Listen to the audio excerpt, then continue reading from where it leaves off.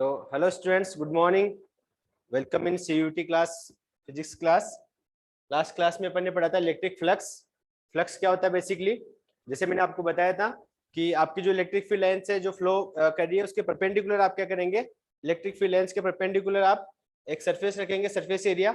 लेकिन आपको जैसे पता होना चाहिए कि कोई भी सरफेस है, ये सरफेस यहाँ पे परपेंडिकुलर रखी हुई है, लेकिन जो सरफेस एरिया की जो डायरेक्शन होती है वो क्या होती है, उसके नॉर्मल होती है। अब ये इसकी डायरेक्शन नॉर्मल हो गई, ठीक है, और इसके सामने से अगर इलेक्ट्रिक फील्ड लाइंस आ रही है तो जो मैक्सिमम आउटकम यानी मैक्सिमम जो आपका इलेक्ट्रिक फील्ड लाइंस जो से थ्रो आउट होगी उस सरफेस एरिया से, वो क्या होगा, उसका फ्लक्स होगा। और फ्लक्स आप यहाँ पे क्या देख रहे हो, एक मैग्नीट्यूड हो गया या number of electric lines, electric field lines हो गई। तो ये क्या है, बेसिकली एक नंबर है और इसलिए क्या होगा, एक स्केलर क्वांटिटी होगी। तो जैसे कि अपन ने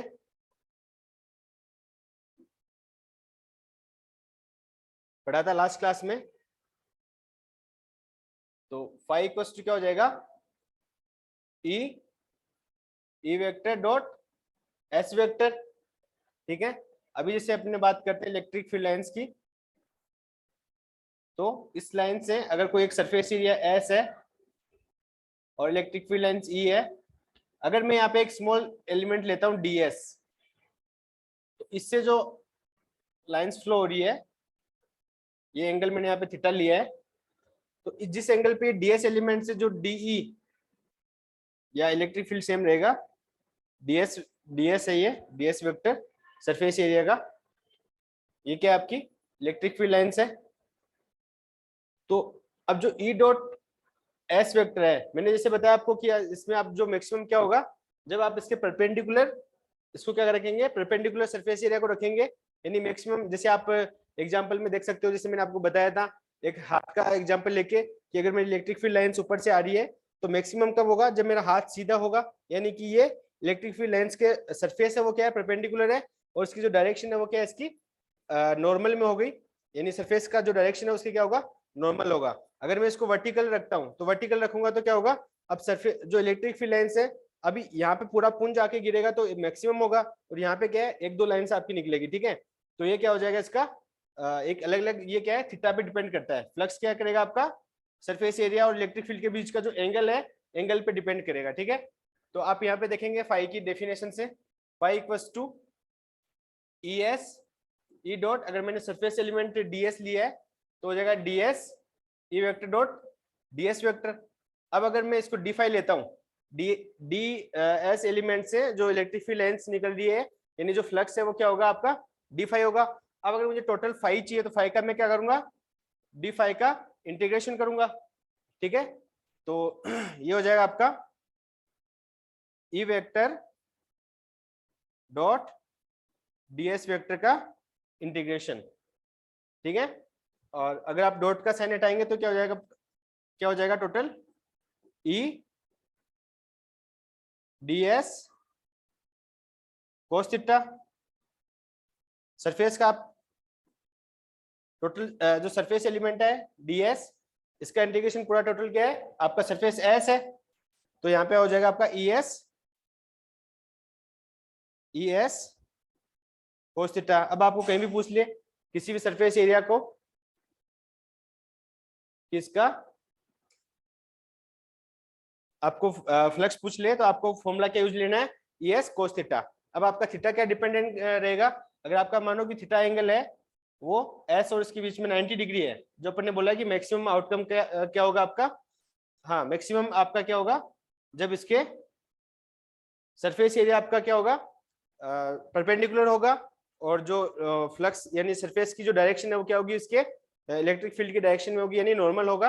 तो आपका थीटा एंगल क्या हो जाएगा, दोनों के बीच में क्या होगा, 0 डिग्री, यानी सरफेस एरिया, यानी ये मेरा सरफेस एरिया है, इसकी डायरेक्शन और आपका इलेक्ट्रिक फील्ड लाइंस की डायरेक्शन सेम होगी, यानी थीटा का आपका वैल्यू क्या हो जाएगा, 0। तो आपका फाई क्या होगा इसमें,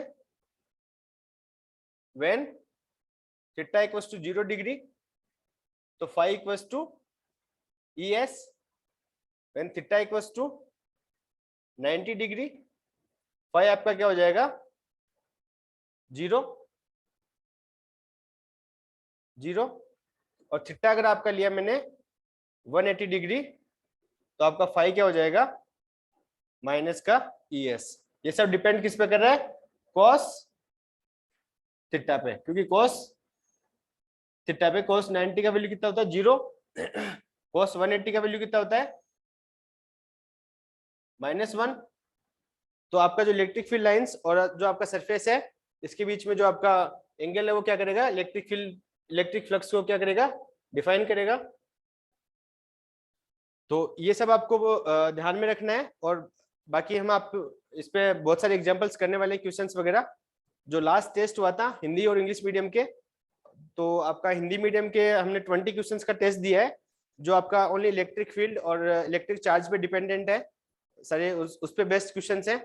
अभी अपन इलेक्ट्रिक फ्लक्स और डायपोल जो पढ़ेंगे, डायपोल की वजह से इलेक्ट्रिक फील्ड वगैरह, ये चैप्टर कंप्लीट होने पे आपको 100 क्वेश्चंस का एक जो है टेस्ट मिलेगा। वो टेस्ट आपको क्या करना है, घर पे प्रैक्टिस करना है और टेस्ट अटेम्प्ट करना है। ठीक है बच्चों, तो ये हो गया। अभी अपन बात कर रहे थे इलेक्ट्रिक फ्लक्स का यूनिट। अपनी जो लास्ट क्लास है वो यहाँ पे खत्म हुई थी, अपन यूनिट पे चर्चा कर रहे थे।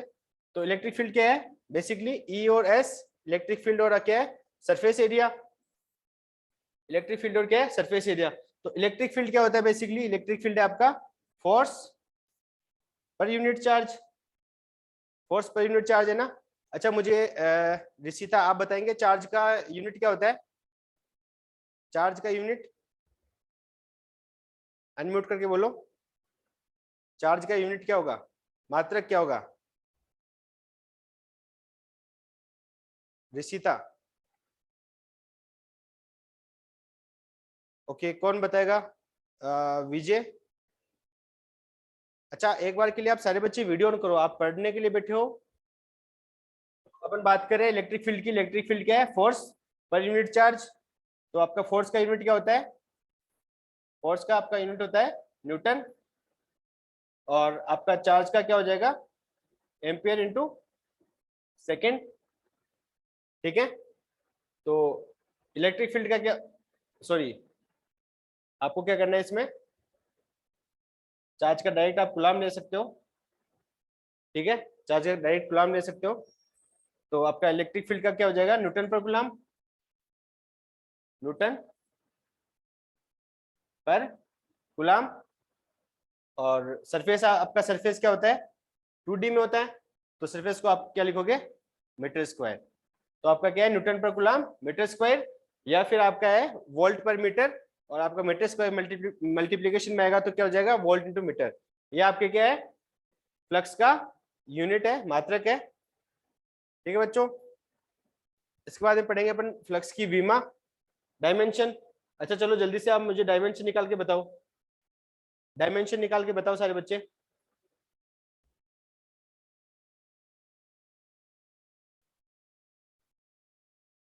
चलो अपन फाई की विमा को एक बार डिस्कस कर लेते हैं। फाई क्या है आपका, ई डॉट ई एस, ई का क्या आपका यूनिट क्या हो जाएगा, फोर्स पर यूनिट चार्ज, और आपका सरफेस फोर्स का क्या है, न्यूटन पर कूलम और मीटर स्क्वायर। ठीक है, अब आपका न्यूटन का डायमेंशन क्या होता है, न्यूटन का याद रहना चाहिए, क्योंकि छोटी छोटी डायमेंशन आप निकालने बैठोगे तो टाइम बहुत निकल जाएगा। m1 l2, m1 l2 और t-2, सही है क्या, m1 होता है m1 l1 t-2, और कूलम का क्या हो जाएगा आपका एम्पियर, और t1 और मीटर स्क्वायर। मीटर स्क्वायर का क्या हो जाएगा l2, ये हो जाएगा आपका m1 l3 t-3 और a-1। करेक्ट है क्या, ठीक है। ये आपका हो गया इलेक्ट्रिक फ्लक्स का डायमेंशन यानी विमा। अब अपन पढ़ेंगे इलेक्ट्रिक डायपोल। डायपोल क्या है कि ऐसे दो पॉइंट जिनका क्या होगा, मैग्नीट्यूड सेम होगा, और उनके जो पोलरिटी यानी कि जो उनका जो पोलरिटी है वो क्या होगी आपकी, दोनों की डिफरेंट होगी। यानी विपरीत प्रकृति के दो और समान परिमाण के जो आवेश है जब उनको आप पास पास में रखेंगे, बहुत ही किसी एक नोमिनल डिस्टेंस पे अगर आप दो ऐसे आप चार्जेस को रखेंगे जिसका दोनों का क्या होगा, आपका परिमाण यानी मैग्नीट्यूड आपका सेम होगा, और उनके जो पोलरिटी यानी कि जो दोनों की प्रकृति है वो क्या होगी, दोनों की डिफरेंट होगी। अगर आप ऐसे दो चार्जेस को पास पास में रखते हो, किसी एक बहुत ही कम डिस्टेंस पे आप रखते हो, तो जो आपका इस तरीके से जो एक सिस्टम बनता है वो क्या कहेगा, क्या कहलाएगा, आपका विद्युत द्विध्रुव यानी कि आपका इलेक्ट्रिक डायपोल कहलाएगा। इलेक्ट्रिक डायपोल के बारे में अपन पढ़ेंगे। तो वो क्या है, ऐसा निकाय जिसमें दो समान परिमाण, ये चीज ध्यान में रखनी है, परिमाण यानी कि उनका जो मैग्नीट्यूड है यानी कि जो उसका जो वैल्यू है वो क्या रहेगा, सेम रहेगा। अगर Q का वैल्यू यहाँ पे मैं यहाँ पे 2 कूलम लेता हूं तो यहाँ पे सेम रहेगा Q का प्लस Q का वैल्यू, और माइनस Q का वैल्यू क्या रहेगा, -2 कूलम। ओके, तो आपका मैग्नीट्यूड दोनों का क्या रहेगा, सेम रहेगा।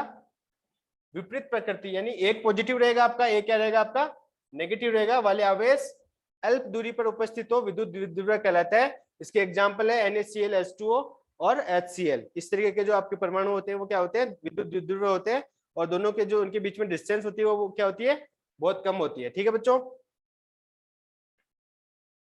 दोनों आवेशों के मध्य का बिंदु द्विध्रुव का सेंटर पॉइंट यानी केंद्र बिंदु कहलाता है। अब अपन पढ़ेंगे डायपोल मोमेंट। विद्युत द्विध्रुव आघूर्ण क्या होता है, विद्युत द्विध्रुव आघूर्ण होता है कि विद्युत द्विध्रुव के किसी एक आवेश के परिमाण व दोनों आवेशों के मध्य की दूरी के गुणनफल को विद्युत द्विध्रुव कहते हैं, यानी इलेक्ट्रिक डायपोल कहते हैं। तो डायपोल क्या है कि दो जो चार्जेज हैं, दो चार्जेज हैं, एक मैंने यहाँ पे ले लिया पॉजिटिव चार्ज, एक मैंने यहाँ पे ले लिया नेगेटिव चार्ज। ठीक है, इन दोनों चार्जेस के बीच की अगर डिस्टेंस मैंने क्या ले लिया है, 2a ले लिया है। अच्छा, एक चीज ध्यान में रखना, ये चीज आगे पढ़ेंगे अपन। 2a अगर डायरेक्शन मैंने लिया है तो आपका जो डायपोल मोमेंट होगा यानी कि द्विध्रुव आघूर्ण होगा वो क्या हो जाएगा, दोनों के बीच का जो डिस्टेंस है और आवेश है, एक प्लस है एक माइनस क्यू है। ठीक है, तो आपको क्या करना है, मैग्नीट्यूड दोनों का सेम है, तो मैग्नीट्यूड सेम है तो आपको क्या करना है, चार्ज तो एक ही लेना है, एक चार्ज का वैल्यू Q इंटू डॉट जो बीच की डिस्टेंस है वो है आपकी 2a। ठीक है, ये आपका क्या है, इलेक्ट्रिक डायपोल है, डायपोल मोमेंट है, विद्युत द्विध्रुव आघूर्ण की वैल्यू है। अभी आपको ध्यान रखना है कि जो आपने देखा हुआ इलेक्ट्रिक फील्ड में क्या होता है, आपकी जो डायरेक्शन है वो पॉजिटिव से क्या होती है, नेगेटिव होती है। इलेक्ट्रिक फील्ड लाइंस की डायरेक्शन क्या होती है, पॉजिटिव से नेगेटिव होती है, यानी कि कोई भी जो लाइन है वो क्या होती है, पॉजिटिव पॉइंट से उसके नॉर्मल से निकलती है, और नेगेटिव इनफाइनाइट से नेगेटिव में क्या होता है, इनफाइनाइट से नेगेटिव पे आती है। अगर पास पास में रखते हैं तो क्या होती है, पॉजिटिव से निकल के नेगेटिव पे एंड होती है। लेकिन डायपोल में क्या होता है, डायपोल में जो इसकी डायरेक्शन होती है वो क्या होती है, नेगेटिव से, डायपोल की जो डायरेक्शन होती है वो क्या होती है, नेगेटिव से पॉजिटिव की तरफ होती है। ये किस वजह से होता है, जैसे आपने पढ़ा होगा इलेक्ट्रॉन और इनकी क्या होती है, एक ड्रिफ्ट वेलोसिटी होती है। ठीक है, तो वो क्या होता है, उसकी डायरेक्शन ड्रिफ्ट वेलोसिटी की आपको पता होगा, डायरेक्शन क्या होती है, इलेक्ट्रिक फील्ड या जो आपकी करंट की डायरेक्शन होती है उसके अपोजिट होती है। पता है क्या ये चीज आपको, ड्रिफ्ट वेलोसिटी होती है वो क्या होती है, आपके जो इलेक्ट्रिक करंट और आपका जो इलेक्ट्रिक करंट की जो डायरेक्शन होती है उसकी क्या होती है, अपोजिट होती है। तो इसी प्रकार से क्या होता है, ये आपको पूछा जा सकता है कहीं पे भी, इलेक्ट्रिक डायपोल की डायरेक्शन क्या होती है, नेगेटिव से पॉजिटिव होती है, और इलेक्ट्रिक फील्ड में क्या होता है, पॉजिटिव से नेगेटिव होती है। सारे बच्चे हिंदी मीडियम के हैं यहाँ पे, रणविजय ऋषिता हिंदी मीडियम के हो ना सारे बच्चे? नहीं सर, ओके, हाँ आदित्य, आदित्य नहीं है तो आदित्य समझ में आ रहा होगा ना डायपोल मोमेंट, और आपको समझ में आ रहा है? सर आ रहा डायपोल। हाँ ठीक है, आपको बेसिकली कॉन्सेप्ट पे और क्वेश्चंस पे ध्यान देना है। तो आपके इसके अपन पढ़ेंगे यूनिट, और यूनिट क्या है आपकी, अच्छा थोड़ा सा स्पीड से चल सकते हैं क्या, ये चीजें बहुत पढ़ रखी हुई है आपने, नॉर्मल नॉर्मल है। ओके, तो द्विध्रुव आघूर्ण का मात्रक क्या हो जाएगा आपका, कूलम इंटू मीटर, क्योंकि चार्ज का क्या होता है कूलम, और जो आपकी डिस्टेंस है वो क्या है, मीटर।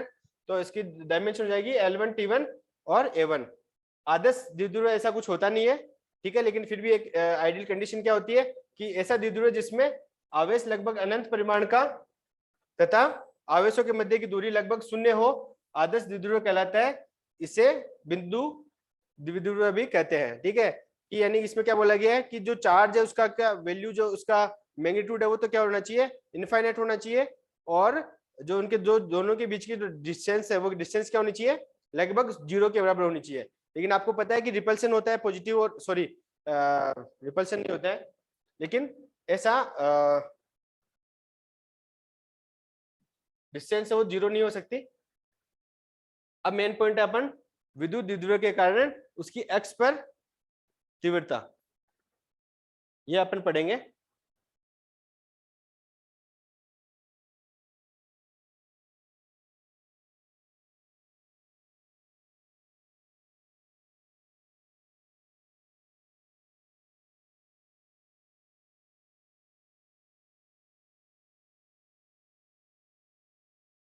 विद्युत द्विध्रुव के कारण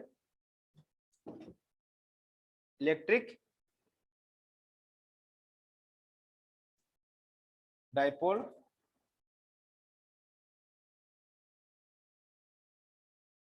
मोमेंट ऑन एक्सिस। ठीक है, तो ये अपन पढ़ेंगे। इसमें अपन क्या कर रहे हैं, फर्स्ट ऑफ ऑल अपन एक चार्ज ले रहे हैं माइनस क्यू, एक चार्ज लिया अपन ने प्लस क्यू, जो दोनों के बीच की जो डिस्टेंस है वो क्या है 2r लिया अपन ने, सॉरी अपने जो दोनों के बीच की जो डिस्टेंस है वो लिया अपन ने r, वेट ए सेकेंड, डिस्टेंस है 2a, तो ये डिस्टेंस क्या हो जाएगी आपकी a, और ये भी क्या हो जाएगी आपकी a। अब आपको क्या करना है, ये डायपोल की वजह से किसी पॉइंट P पे यानी कि एक्सिस पॉइंट पे आपको इलेक्ट्रिक फील्ड की स्ट्रेंथ पूछी गई है। किसी पॉइंट P पे आपको इलेक्ट्रिक फील्ड निकालना है, तो आपको क्या करना है, इस प्लस क्यू चार्ज की वजह से यहाँ पे, प्लस क्यू चार्ज की वजह से यहाँ पे, और माइनस क्यू चार्ज की वजह से इस पॉइंट पे आपको क्या करना है, इलेक्ट्रिक फील्ड निकालना है। अब अपन ने मान लिया कि इस जो ये पॉइंट है, यहां से जो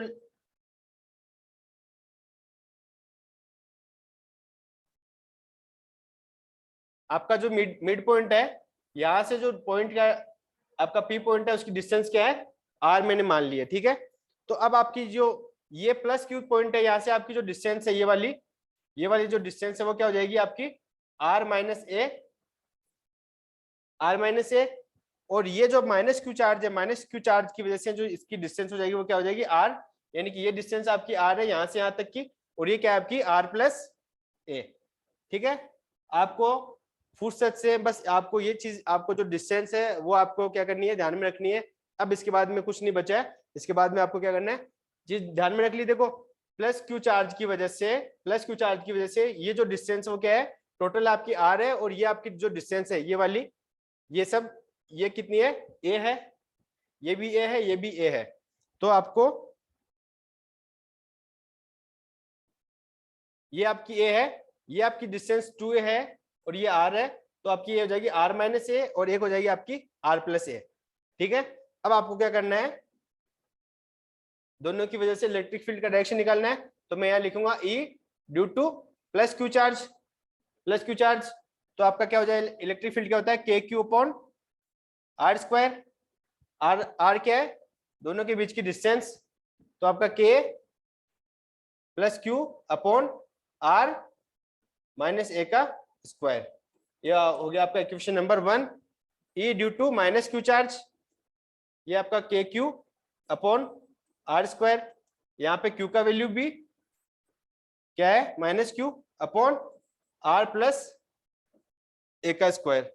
ये हो गया आपका इक्वेशन नंबर 2।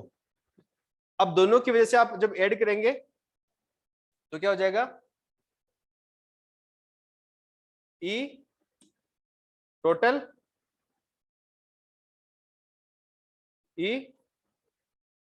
क्या हो जाएगा, प्लस का के Q upon R minus A का स्क्वायर, प्लस के Q upon R minus A का स्क्वायर। ये आप एक बार नोट भी कर सकते हो साथ साथ में। ठीक है,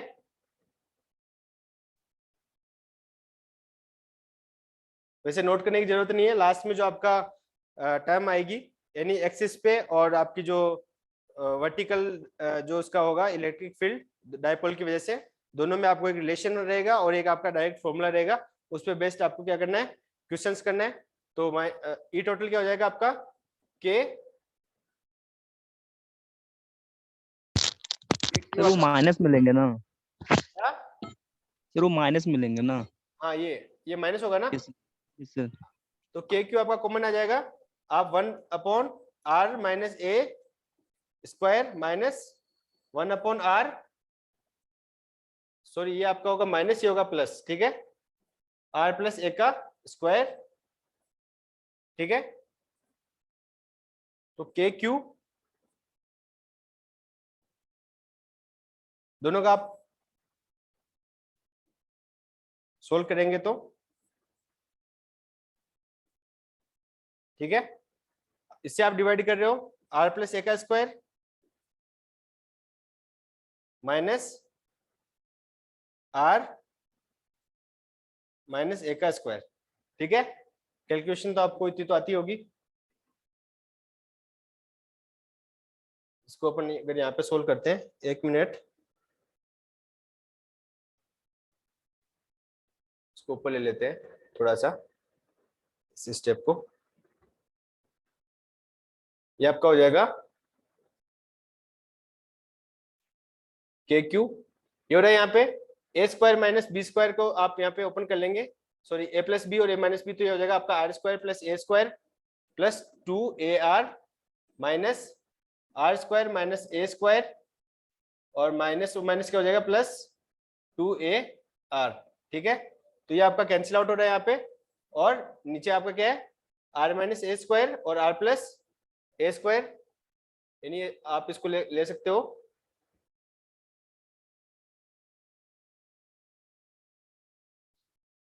आप इसको क्या, 1 मिनट,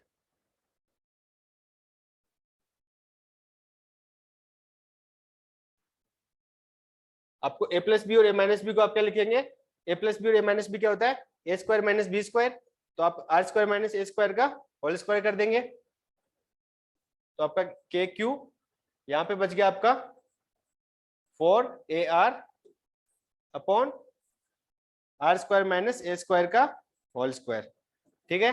अब जैसे अपन ने पढ़ा था इलेक्ट्रिक डायपोल की डेफिनेशन से, P इक्वल्स टू क्या होता है, P इक्वल्स टू होता है Q into 2a। P equals होता है Q इंटू 2a, तो ये Q के साथ में अगर आप 2a ले लेते हो यहाँ पे तो क्या हो जाएगा K P डॉट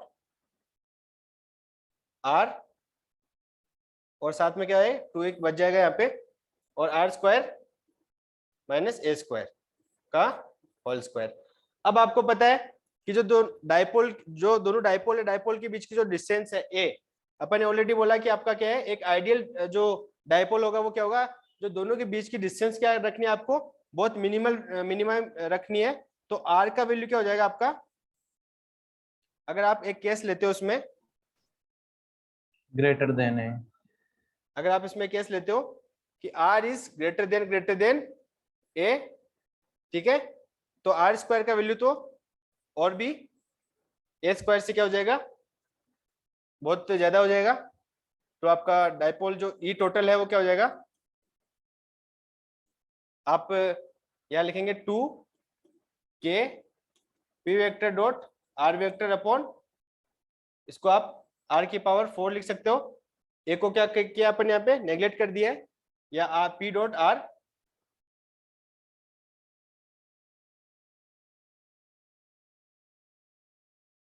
टू के पी आर अपॉन आर की पावर 4, एक आर से आर कैंसिल हो जाएगा, तो क्या हो जाएगा आपका 2k p upon r cube. ये क्या है आपका एक्सिस पे electric field due to dipole, यानी एक आपने क्या लिया प्लस चार्ज लिया है, एक आपने माइनस चार्ज लिया है, दोनों के बीच की डिस्टेंस आपकी 2 है, इसकी ये प्लस लिया है मैंने, यहाँ पे ये माइनस लिया है, अगर आप दोनों कहीं भी लेते हो तो भी एक जस्ट आपका नेगेटिव साइन को चेंज आएगा। अगर आप यहाँ पे माइनस प्लस की जगह अगर आप प्लस माइनस लेते हो तो यहाँ पे एक नेगेटिव आ जाएगा, जो ओनली आपका यहाँ पे क्या है, एक डायरेक्शन को रिप्रेजेंट करेगा और बाकी कुछ नहीं है। ठीक है, तो यहाँ पे अपना क्या है, प्लस है। इसकी वजह से किसी पॉइंट पी पे आपका इलेक्ट्रिक फील्ड है वो क्या है, टोटल, ये टोटल क्या है आपका, ये वाला। ठीक है, 2kp/r³। आप इसको p वेक्टर, अगर आप इलेक्ट्रिक फील्ड की डायरेक्शन को शो करें तो यहाँ पे आपको क्या करना है, डायपोल की डायरेक्शन p वेक्टर। अगर आप, जैसे मैंने बताया कि यहाँ पे आप अगर पॉजिटिव लेते हो, यहाँ पे अगर आप नेगेटिव लेते हो, तो ध्यान रखना, जैसे हो सकता है कि आपको कुछ क्वेश्चन पूछे, ऐसा हो सकता है आपको ऐसा क्वेश्चन पूछ ले कि दो आपको डायग्राम दिए हुए हैं, एक आपको दिया है माइनस और एक दिया आपको प्लस, और एक आपको दिया है, या फिर ऐसे क्वेश्चन बन सकता है कि आपका इलेक्ट्रिक फील्ड आपको दिया हुआ है 2k माइनस का k p वेक्टर/r³। ठीक है, और अभी इसमें आपको चार ऑप्शन आ जाएंगे। फर्स्ट ऑप्शन है आपका कि माइनस और प्लस, ये आपका एक डायपोल है, इसकी वजह से यहाँ पे p पॉइंट पे डायपोल पूछ लिया आपको। एक हो जाएगा आपका ऑप्शन प्लस और माइनस, इसकी वजह से p पॉइंट पे। थर्ड ऑप्शन आपका हो गया कि माइनस और माइनस की वजह से, और एक आपका ऑप्शन हो गया प्लस और प्लस की वजह से। अब अगर आपको पता है कि अगर आप ये सेगमेंट लेते हो, ये आपका माइनस है और ये आपका प्लस है, इसकी वजह से आपका इलेक्ट्रिक फील्ड का क्या होगा, आपका यहाँ पे E = 2kp/r³, ये होगा पॉजिटिव में। अगर आप यहाँ पे साइन चेंज करते हो, यहाँ पे आप पॉजिटिव करते हो, यहाँ पे आप नेगेटिव करते हो, तो आपका जैसे क्या होगा, इलेक्ट्रिक फील्ड की डायरेक्शन चेंज होगी। डायरेक्शन चेंज होगी तो यहाँ पे क्या होगा, माइनस का साइन आएगा। तो अब अगर आपको क्वेश्चन पूछ लिया कि आपको क्वेश्चन पूछ लिया कि इस इलेक्ट्रिक फील्ड के लिए कौन सा डायपोल है वो करेक्ट होगा, तो आपको क्या करना है, माइनस है तो आपको क्या करना है, प्लस माइनस वाला ये ऑप्शन करना है। या फिर हो सकता है आपको डायपोल, दो डायपोल दे दे और आपको पूछे कि इसके लिए इलेक्ट्रिक फील्ड क्या होगा, या आपको उल्टा कैसे भी आपको क्या कर सकते हैं, क्वेश्चन पूछा जा सकता है। तो आपको ध्यान में रखना है, या आपका हो गया एक्सिस की वजह से आपका, देखो एक बार आप इसको देख सकते हो यहाँ से डायरेक्टली, प्लस क्यू आवेश के कारण बिंदु P पर विद्युत क्षेत्र की तीव्रता ये होती है, माइनस क्यू के कारण बिंदु पर विद्युत क्षेत्र की तीव्रता E2। दोनों को अपन ने ऐड किया, E1 माइनस E2। जब अपन ने सोल्व किया, ये अपने पास वैल्यू आई है इलेक्ट्रिक फील्ड का। ठीक है, और अगर अपन ने यहाँ पे कंडीशन अप्लाई किया, मेरी आवाज आ रही है ना, ओके आ रही है। तो ये हो गया आपका R, तो ये हो जाएगा एक्स्ट्रा कुछ, तो इसको कंपेयर करेंगे तो आपका ये वैल्यू आ गया, ये क्या हो गया आपका, इलेक्ट्रिक फील्ड की स्ट्रेंथ हो गई पॉइंट P पे। अभी अपन देखेंगे नेक्स्ट है अपना डायपोल की वजह से निरक्ष पर विद्युत क्षेत्र की तीव्रता। ये देखिए, तो अपन ने एक सोल्व कर लिया है, एक को मैं यहां से एक्सप्लेन कर देता हूं अच्छे से। ठीक है, विद्युत क्षेत्र की तीव्रता कहाँ पे है, इस बार आपको क्या की है, निरक्ष पे पूछी गई है। यानी यहाँ पे आपका क्या है, पॉइंट एक पॉइंट प्लस क्यू है, एक पॉइंट माइनस क्यू है। ठीक है, तो प्लस क्यू और माइनस क्यू की वजह से आपको क्या करना है, पॉइंट P पे निरक्ष पे, यानी दोनों की जो मिड पॉइंट है इसके ऊपर यहाँ पे आपको निरक्ष पे क्या करना है, आपको इलेक्ट्रिक फील्ड पूछा गया है।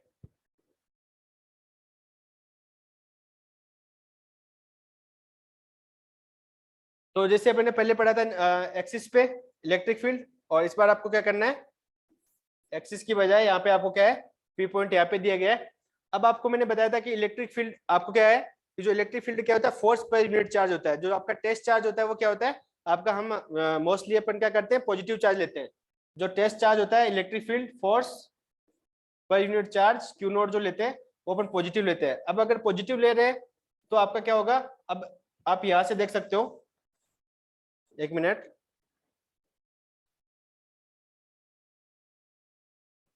आपका इलेक्ट्रिक फील्ड है फोर्स पर यूनिट चार्ज, तो यहां से आपका फोर्स क्या हो जाएगा, QE, फोर्स की डायरेक्शन क्या हो जाएगी, QE। ठीक है, अब अगर आपका चार्ज है प्लस Q चार्ज है, तो इसकी वजह से फोर्स क्या हो जाएगा, प्लस का QE वेक्टर। और अगर आपका फोर्स चार्ज है वो आपका अगर नेगेटिव है तो आपका क्या हो जाएगा, माइनस का QE वेक्टर।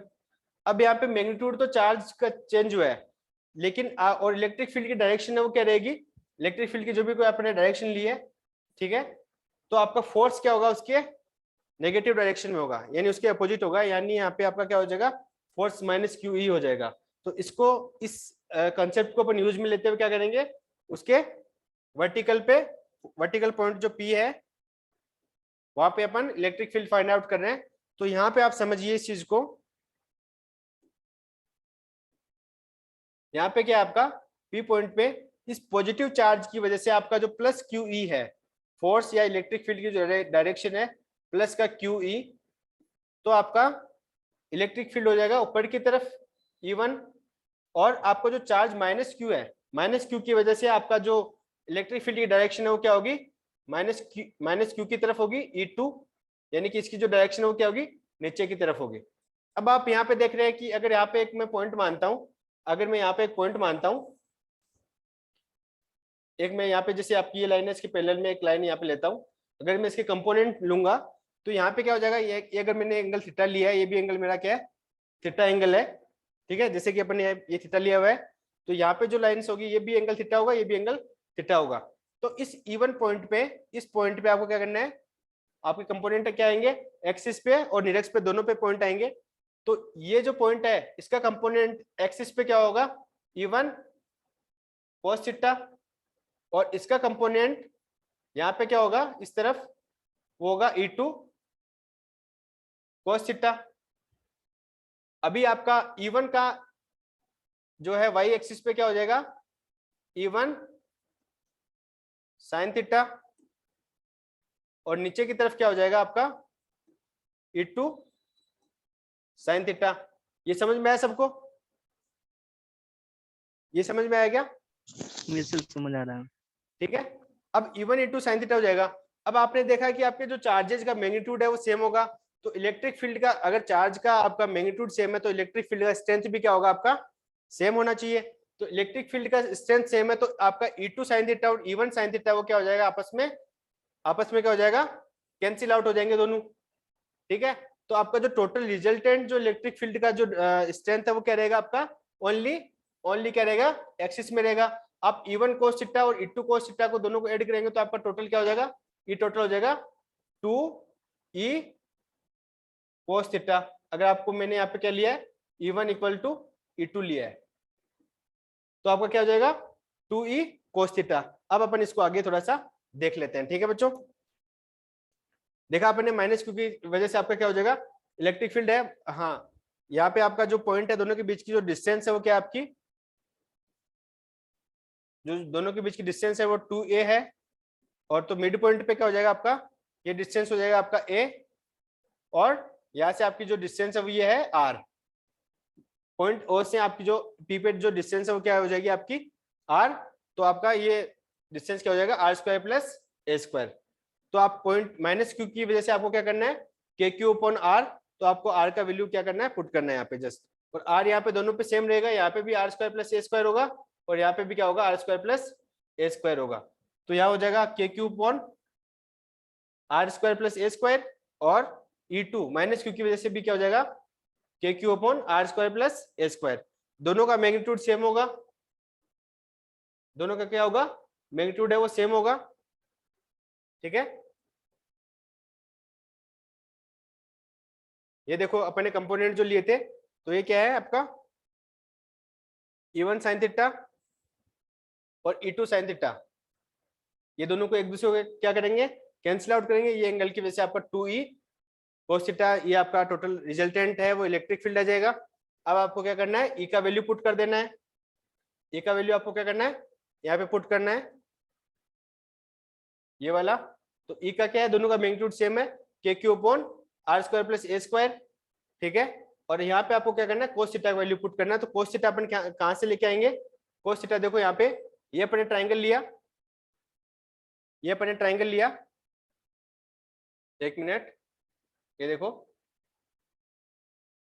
ये आपका ट्राइंगल है, तो इसमें cos थीटा का वैल्यू क्या हो जाएगा, cos थीटा क्या होता है आपका परपेंडिकुलर डिस्टेंस, परपेंडिकुलर ये है यहाँ पे, और आपका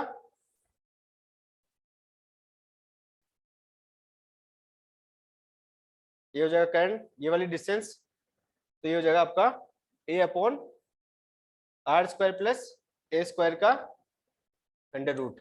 ये ट्राइंगल लिया अपन ने, ठीक है, ओ पी, या इसको पॉइंट को ले लेता हूं मैं ए, ठीक है। ये ट्राइंगल में अपन क्या करेंगे, कोस थीटा का वैल्यू फाइंड आउट करेंगे। तो ये कोस थीटा का वैल्यू हो गया यहाँ पे A square upon A upon are square plus A square, ठीक है। तो यहां से अपन क्या कर देंगे, कोस थीटा का वैल्यू पुट कर देंगे यहाँ पे, तो 2e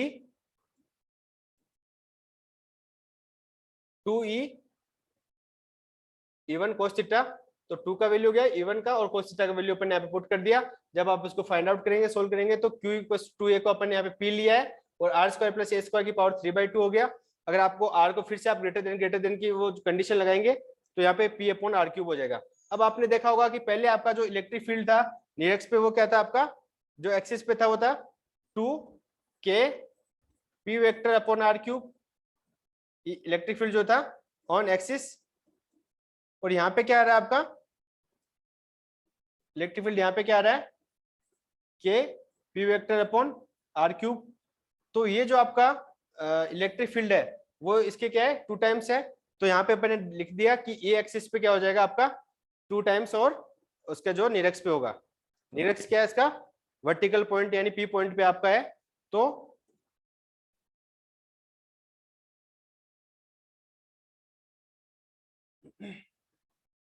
ये चीज ध्यान में रखनी है कि किसी डायपोल की वजह से, यहाँ पे आपका मैंने लिया माइनस और ये लिया आपका प्लस, कि पॉइंट पी पे एक्सिस में आपका जो इलेक्ट्रिक फील्ड है वो क्या हो जाएगा 2kp अपॉन आर क्यूब, और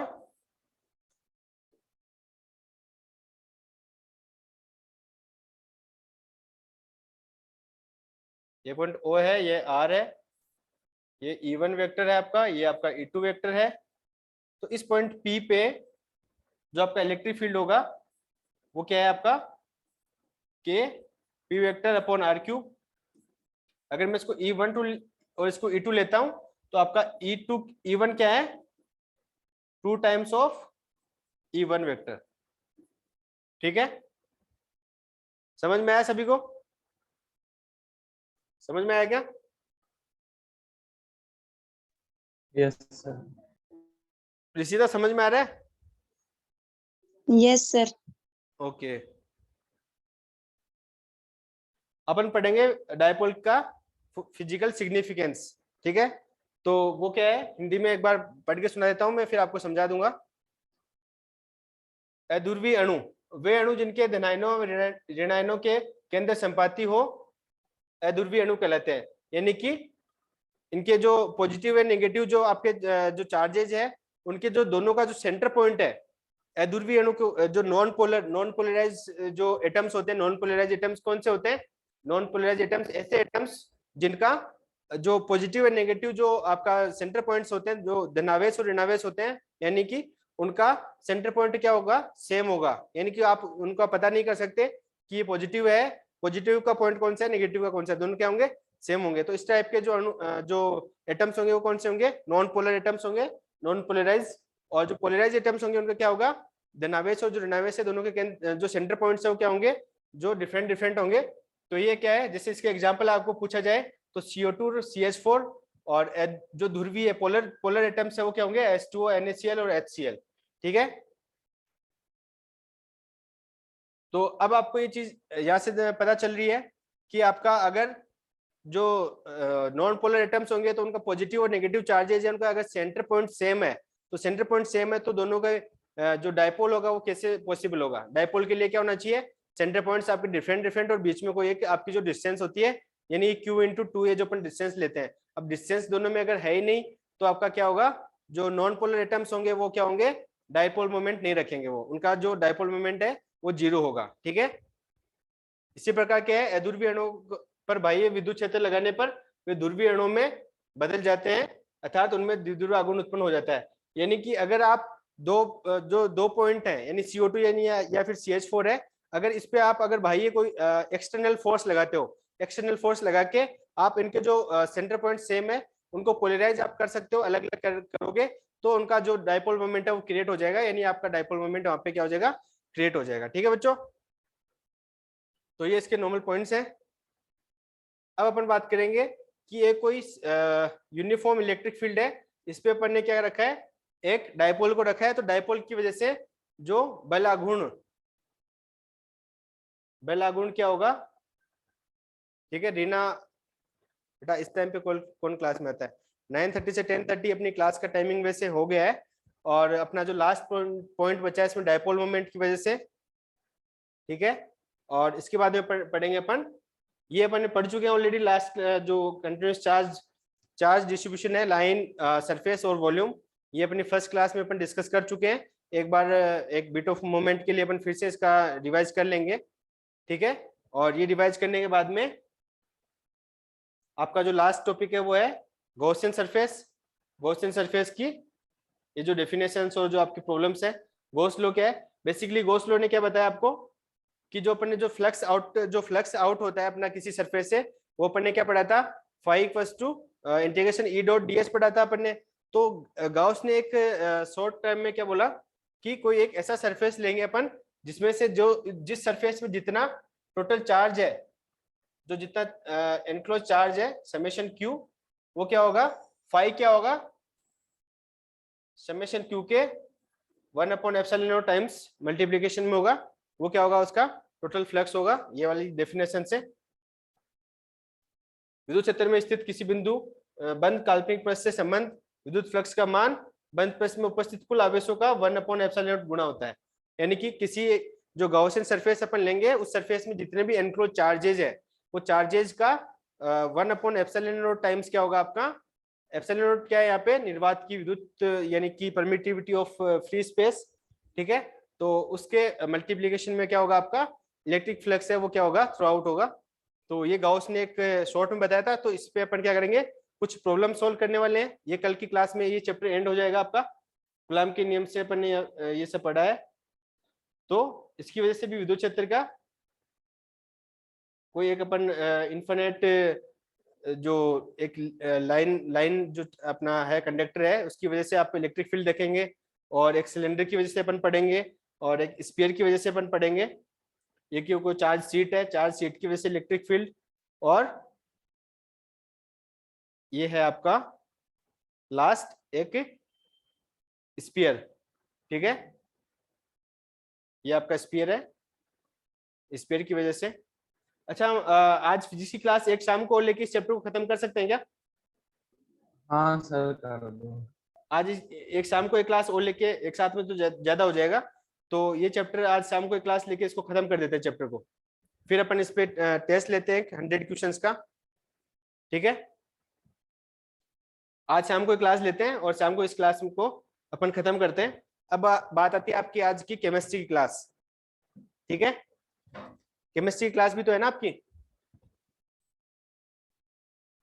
आप बेटा रेगुलर पढ़ाई कर रहे हो या बस जब कभी मन करता है तो स्टार्ट कर देते हो? ये आपकी फिजिक्स की क्लास, आज ये चैप्टर कंप्लीट कर देंगे अपन, और कल से अपन नया चैप्टर स्टार्ट करेंगे। आज शाम को एक फिजिक्स की क्लास और ले लेता हूं मैं, ठीक है। तो थैंक यू सो मच आज की फिजिक्स की क्लास अटेंड करने के लिए। बाकी सारे बच्चे अपना रजिस्ट्रेशन करवाओ, और जैसे मैंने आपको बताया ऐप का लॉगिन, जैसे आप आशुतोष आप पूछ रहे थे लॉगिन के लिए, तो आपको एक बार फिर से मैं बता देता हूँ। इस तरीके से हमारा एप्लीकेशन का विंडोज पार्ट और एप्लीकेशन दोनों रहेगा। अच्छा, आपको ऐप देखना है, किसी बच्चे को ऐप देखना है क्या? किसी भी बच्चे को ऐप देखना है क्या?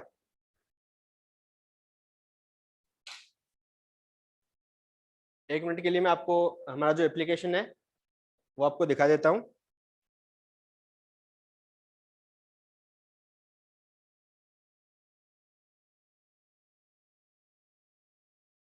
आप जब ऐप को डाउनलोड करेंगे,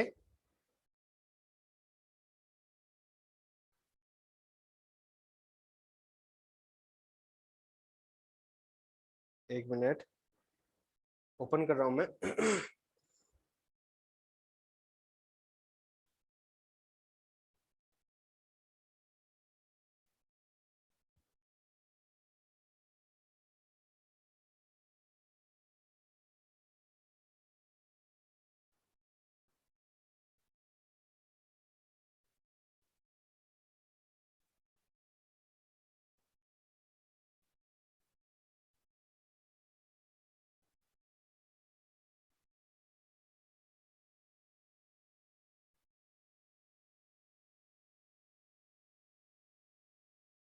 बच्चों आपको ऐप दिख रहा है, यस और नो?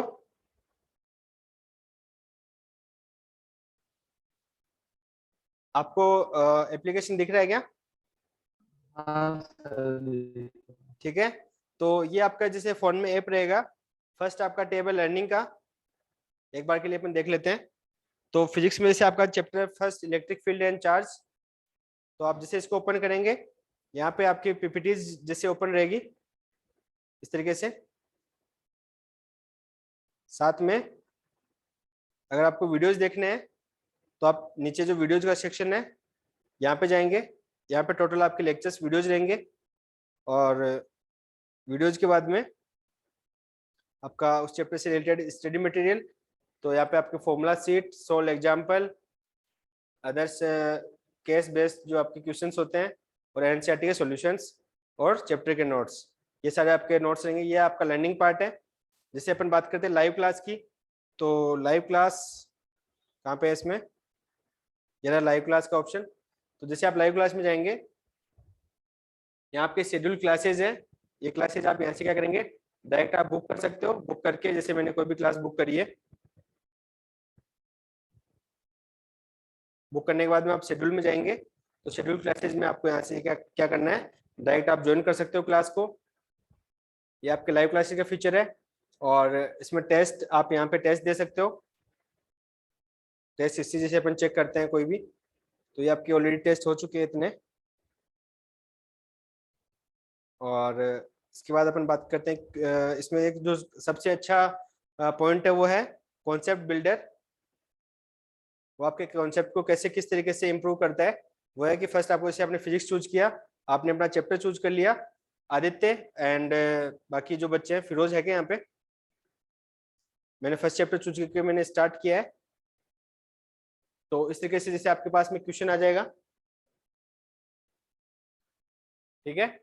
तो ये क्वेश्चन जैसे आपके पास में कॉन्सेप्ट में आ गया, कॉन्सेप्ट बिल्डर। तो ये देखो बच्चों, यहाँ पे आपके क्वेश्चन के नीचे लिखा हुआ है क्वेश्चन एक्सप्लेनेशन, ठीक है। तो क्वेश्चन एक्सप्लेनेशन, अगर आपको क्वेश्चन समझ में नहीं आया तो इस तरीके से आपको क्या होगा, एक वीडियो मिलेगा। इस वीडियो में आपको कंप्लीट क्वेश्चन क्या किया गया है, समझाया गया है कि आपको क्वेश्चन क्या करना है, कैसे सोल्व करना है, ठीक है। जस्ट आपको क्वेश्चन एक्सप्लेन किया गया है, ठीक है, क्वेश्चन का आंसर नहीं है इसमें। अब आपको क्या करना है, जैसे मैंने इसमें मैंने क्या कर दिया, इसमें बी आंसर मैंने सबमिट कर दिया, ठीक है। तो मेरा अगर आंसर रॉन्ग है तो यहाँ पे मुझे एक कॉन्सेप्ट के साथ में यहाँ पे मुझे हिंट मिलेगा। हिंट में क्या है, अलग से वीडियो है जिसका आपको सॉल्यूशन नहीं है, आपका हिंट है कि आपको क्वेश्चन कैसे करना है, ठीक है, कैसे करना है वो आपको बताया जाएगा। हिंट आप देखेंगे, इसके बाद में आप दोबारा कॉन्सेप्ट के लिए आपको क्या करेंगे, जैसे मैंने कॉन्सेप्ट देख के और मैंने यहाँ पे क्या कर दिया, सी आंसर सबमिट कर दिया। तो मेरा ऑप्शन है A is correct answer, please review the solution. तो सॉल्यूशन जब मैं यहाँ पे देख रहा हूँ, तो सॉल्यूशन के साथ में मुझे क्या किया गया है, यहाँ पे ऊपर एक वीडियो सॉल्यूशन का एक और ये दिख रहा है आपको, वीडियो सॉल्यूशन, ये देखिए, ठीक है। तो वीडियो सॉल्यूशन आपको यहाँ पे वीडियो है, तो ये इस पे आप जैसे क्लिक करेंगे आपको कंप्लीट एक वीडियो के रूप में आपको क्या रहेगा, इस क्वेश्चन का आंसर मिलेगा, ठीक है। तो ये क्या करेगा, आपके बेसिकली एक चैप्टर के जितने भी 50-60 क्वेश्चन है वो सारे आपको क्या किए गए यहाँ पे कॉन्सेप्ट के रूप में आपको बताया गया है। और जैसे आप इसको एंड करेंगे, सबमिट करेंगे, तो जैसे आपका प्रैक्टिस और आपका टेस्ट एंड होता है, उसी तरीके से आपका एक रिपोर्ट आएगा, और वो रिपोर्ट आपका क्या रहेगा, एक एनालिसिस रहेगा, ठीक है, इस तरीके से। और बहुत सारे फीचर्स है अलग अलग इसमें। कॉन्सेप्ट बिल्डर के साथ में आपकी जो क्विज रहेगी, आपका ग्रुप स्टडी है, आस्क डाउट है, इंस्टीट्यूट टेस्ट है, एक्यूरेसी बूस्टर है, ठीक है। और इस तरीके से अलग अलग सारे फीचर्स है, वो सब हम आपको टाइम के साथ साथ बताएंगे। और 12th के साथ साथ में आप अगर कोई बच्चा एनडीए या नीट की तैयारी कर रहा है या जेई की तैयारी कर रहा है, वो बच्चा यहाँ से 11th क्लास के भी वीडियोस देख सकता है, या नीट और जेई के लिए हम हमारा कंप्लीट डिफरेंट कोर्स है, वो भी आप यहाँ से ज्वाइन कर सकते हो, ठीक है। तो ये सारे ऐप के लॉगिन्स आपको लेने के लिए क्या करना होगा, रजिस्ट्रेशन फीस पेमेंट, और देन आपका विद इन 3 days आपका फीस पेमेंट करना है आपको। तो समझ में आया सभी बच्चों को, समझ में आ गया क्या? Yes sir. अब बताओ, कुछ पूछना है तो।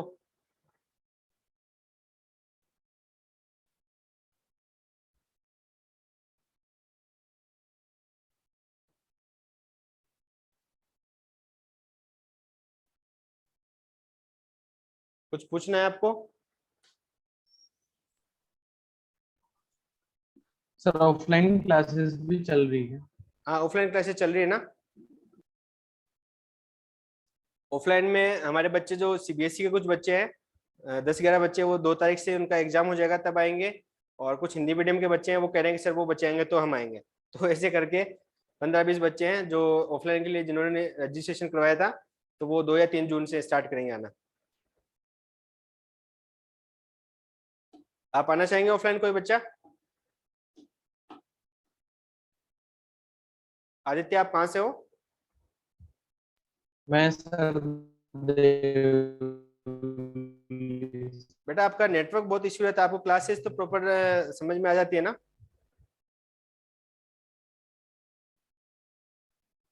चलो। हाँ सर। Okay okay.